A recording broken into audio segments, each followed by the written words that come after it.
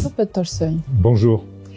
Vous êtes vice-président de la Duma, vous êtes au cœur de la vie politique en Russie. Nous nous sommes déplacés de Paris à Moscou pour prendre vos commentaires vu le niveau de l'escalade actuelle entre la Russie et les États-Unis à travers l'Europe. Monsieur Sergei Lavrov a déclaré récemment que l'administration Biden veut laisser en héritage aussi mauvais que possible à la future administration Trump. Êtes-vous d'accord avec cette déclaration? Et cette escalade, pour vous, c'est le dernier souffle de l'État profond, parce qu'il nous reste 3 mois avant le 20 janvier à peu près, ou c'est l'une des nouvelles étapes de cette longue nouvelle guerre entre l'État profond et le monde? Vous savez, moi je suis pas très fort dans les commentaires de l'État profond parce qu'on ne sait pas très bien de quoi il s'agit. Mais je suis d'accord avec notre ministre des Affaires étrangères que l'héritage de l'administration Biden sera très très dur pour la future administration des États-Unis. D'autre part, il faut pas voir le monde à travers les futures démarches du président Trump. Président Trump, c'est un président des États-Unis et donc pour lui, comme il déclare, sur la première place, c'est des intérêts géopolitiques des États-Unis. L'Europe a perdu complètement son souveraineté, donc il ne s'agit pas de faire quelque chose sans les États-Unis, comme on a vu lors de ces derniers 3 ans. Et donc je crois qu'il y aura un changement des politiques, mais pour la Russie, pour nous, ce qui est important, c'est nos intérêts. Pas les intérêts des États-Unis, pas les intérêts européens. Donc nos intérêts, c'est terminer la situation avec l'ex-Ukraine, on va le faire. Et à mon avis, ils ont déjà perdu la guerre, donc c'est pour ça qu'il y a autant de bruit autour de l'escalade, autour de frappes par les missiles, etc. Donc ça changera pas le résultat, tout ce bruit. Ça ne changera pas que la Russie va gagner cette guerre. Tout récemment, Jean-Noël Barrot, le chef de la diplomatie française, il y a 2 jours je crois, a affirmé que Kiev est désormais autorisé à utiliser les missiles français à longue portée. Donc ça veut dire concrètement que les mises en garde russes n'ont pas été entendues. Pourquoi, d'après vous, ce n'est pas pris au sérieux? Chaque fois, on dit que la Russie bluffe. Est-ce que la Russie bluffe? Parce que, en fait, la Russie ne frappe pas sur les centres de commandement où participent des officiers européens. Il est bien connu que les missiles à longue portée et à portée moyenne ne peuvent pas être programmés par les Ukrainiens. Donc, c'est des spécialistes américains, britanniques et français qui s'en occupent. Et donc, vu la situation, pour l'instant, la Russie n'a pas répondu n'a pas répondu sur par les frappes sur les centres de commandement ou les centres où on programme des missiles. Mais si on aura cette escalation, si on aura la possibilité de tirer sur les territoires russes par des missiles de l'OTAN, cela veut dire que l'OTAN est ouvertement dans la guerre avec la Russie. Et à mon avis, pour l'instant, l'Europe sans les États-Unis n'a pas de chance. Mais même avec les États-Unis, ça passe très mal pour les Ukrainiens. En fait, les Européens et les Américains veulent faire la guerre avec les mains des Ukrainiens, mais il reste très peu des Ukrainiens déjà sur le front. Et il restera encore moins. Donc c'est très très dur pour le futur de l'ex-Ukraine, mais c'est plus ou moins clair que les Européens ne vont pas ressentir quelque chose avant qu'on les tue pas sur la ligne de front. Donc récemment, on a eu je crois qu'aujourd'hui dans Le Monde, il y avait un article sur les négociations entre Macron et Starmer sur l'envoi des soldats britanniques et français sur le sol. Alors, à mon avis, ça c'est en étape quand l'Europe va sentir la défaite militaire. Donc là, je crois que si les pays de l'OTAN vont oser d'envoyer leurs soldats en Ukraine, ça serait vraiment une guerre ouverte qui qui fera du mal surtout aux politiciens européens. Est-ce que la Russie menace la France, d'après vous?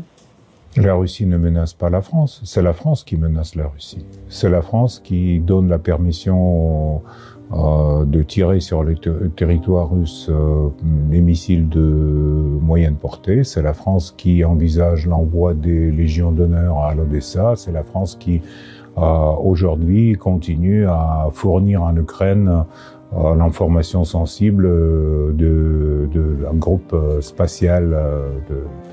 Donc, c'est pas la Russie, c'est sûr. Mais c'est vrai que s'il y aura un conflit en Europe et si les États-Unis restent un peu à l'écart, comme aujourd'hui déclare Monsieur Trump, à ce moment-là, les Européens ils vont sentir comment ça se fait de perdre une guerre. C'est le sentiment qui a été oublié en Europe depuis des décennies, et donc on va y revenir.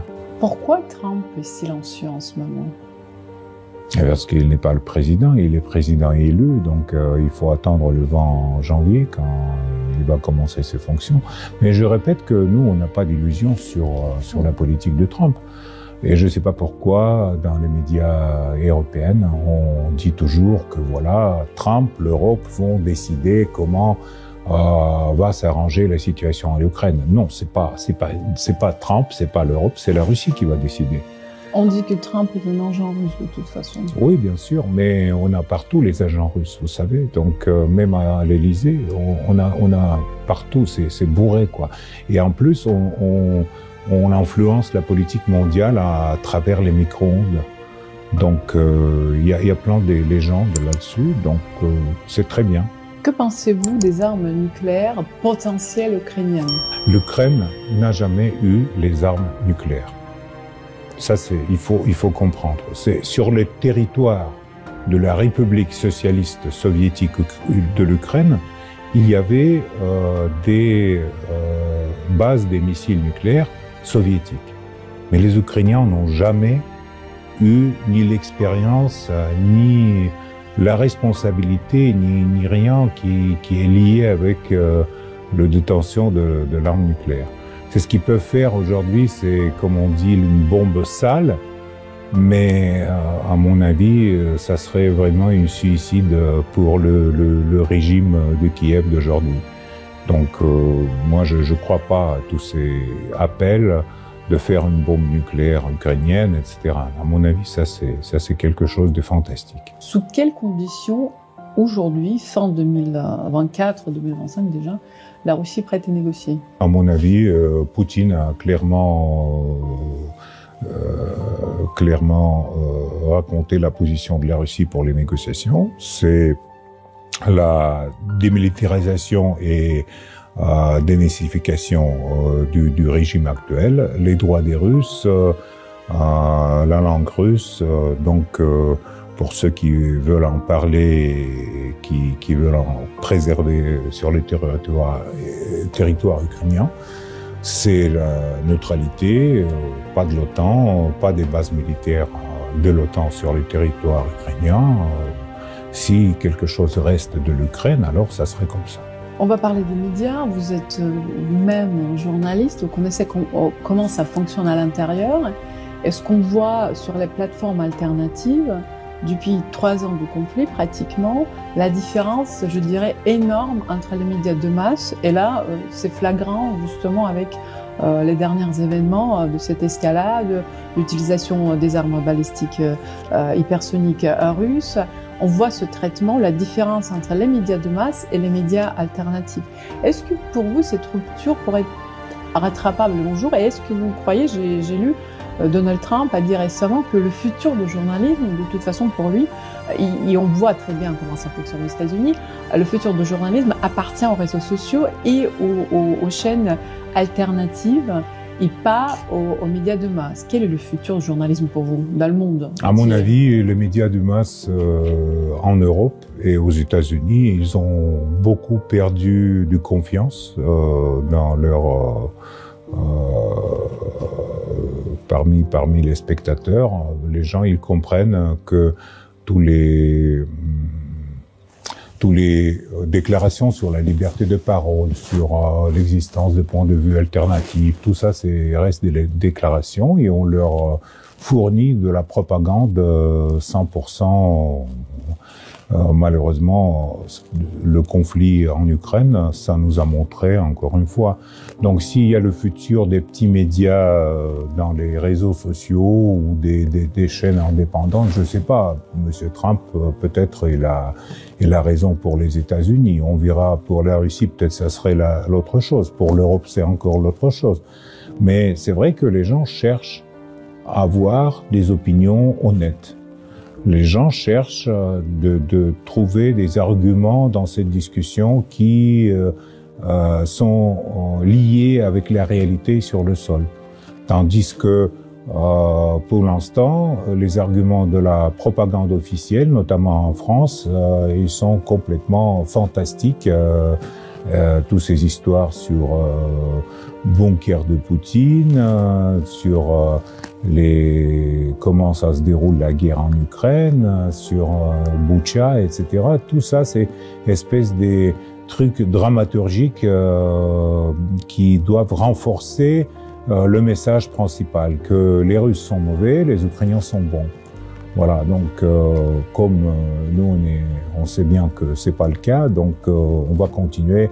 Peut-être on est moins fort dans la guerre d'information, mais on va continuer sur le terrain pour avoir les bilans de l'opération spéciale militaire qui nous conviennent. Vous regardez vous-même les chaînes de masse européennes? De temps en temps, mais ça m'intéresse pas trop. Comme je vois que la rupture entre la réalité et ce qu'il raconte est tellement importante qu'on peut pas la surmonter dans des années à venir. Donc, à mon avis, il faut peut-être essayer de regarder dans 5 ans, dans 6 ans, quand les dirigeants européens vont changer leur attitude envers la situation dans l'Europe et envers la situation par rapport au plus grand pays de l'Europe, la Russie. La Russie, c'est un pays de dictature pour vous? Non, pas du tout. Mais pourquoi l'Ukraine, c'est la démocratie? Pour quelle raison? Ils ont un président qui a déjà dépassé son mandat. Ils ont interdit les partis politiques, ils ont interdit tous les médias alternatifs, ils ont fait cette espèce de chaîne pro-gouvernementale 24 heures sur 24. Donc, où est la démocratie en Ukraine? Je vois pas. Par contre, en Russie, nous, on a notre démocratie à nous, qui historiquement est basée sur les principes qu'il y a la répartition du pouvoir, il y a les élections, etc. Donc, c'est peut-être pas la même démocratie qu'en France, mais on est des pays différents. Et personne n'a aucun droit de donner une leçon à la Russie. Qu'est-ce qui est démocratique, qu'est-ce qui est pas démocratique? C'est pas les idées de Glucksmann ou d'autres spécialistes par ces leçons qu'on va suivre, ça c'est sûr.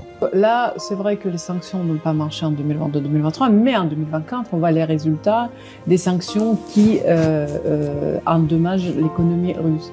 Quelle est votre opinion? Parce qu'on en a parlé récemment. À mon avis, il faut 2025 gagner la guerre et point final pour les sanctions et pour le reste. À mon avis, l'idée des sanctions, même l'idée de faire mal au peuple russe qu'il renverse le pouvoir ou qu'il s'exprime contre Poutine, etc., ça n'a pas marché dès le début. Et si ça n'a pas marché dès le début, pourquoi ça doit marcher 3 ans après ou 4 ans après? Donc les gens, ils sont regroupés autour de chefs d'État, ils soutiennent les partis politiques, même chez nous à la Douma, des différents partis aujourd'hui soutiennent la politique extérieure du président Poutine, malgré la différence pour la politique intérieure et les discussions sur la politique intérieure, pour tout ce qui concerne l'opération spéciale militaire, etc. Donc il y a le soutien entre tous les partis. Donc pourquoi ça doit marcher à 2025 ou 2026?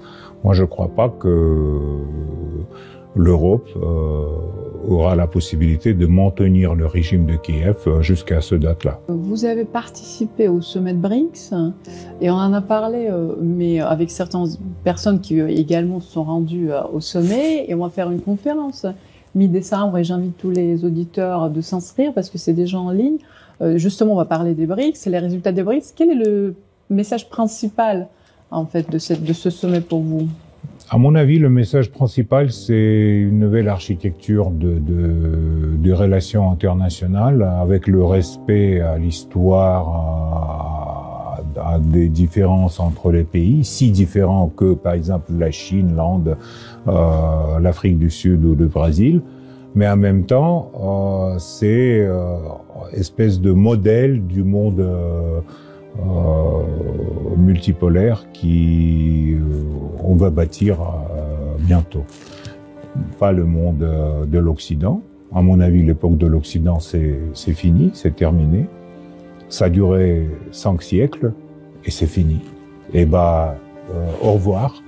Au revoir à l'Occident et bonjour à nouveau au monde multipolaire qui est basé sur les autres principes, sans la mensonge, sans les doubles standards, sans tout ce que les Occidentaux appellent les principes de base qu'il exige à tous ses partenaires. Comment voyez-vous la sécurité européenne en ce moment-là? La sécurité européenne ne peut pas être basée sur la sécurité des uns contre la sécurité des autres. C'est ce qui a été fait après la guerre froide. Avec l'élargissement de l'OTAN, avec l'arrivée de l'OTAN en Ukraine, etc. Donc c'est ça, en fait, l'histoire de ce conflit. Et donc, cette histoire, il doit être enlevé des relations internationales. Donc, il nous faut une nouvelle Yalta ou peut-être une conférence à Kiev que va organiser la Russie pour atteindre la paix durable sur le continent avec les garanties mutuelles et avec parce que on peut pas dire que voilà n'importe quel pays peut adhérer à l'OTAN et instaurer une base américaine sur les frontières russes. Non, ça va pas comme ça. C'est pas la sécurité. Donc on va essayer d'établir des nouveaux règles du jeu, mais pour ça évidemment il faudra que tous les gens qui ont déclaré leur haine contre la Russie seront changés dans leur gouvernement réciproque. Donc c'est tout.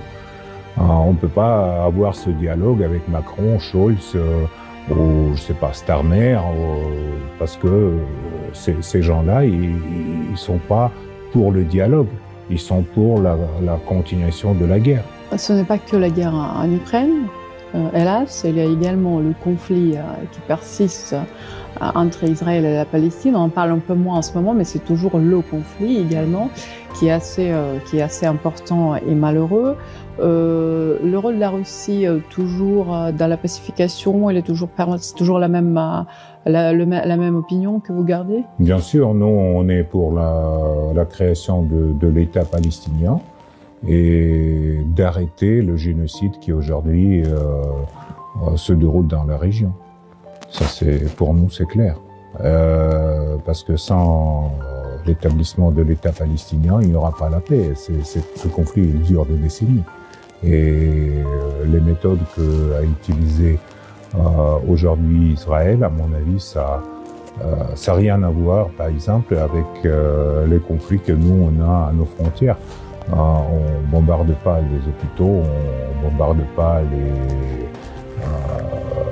moitiés de Beyrouth juste pour viser un seul personnage de Hamas. Donc, si on faisait comme ça, alors à Kiev, il y avait que des rues.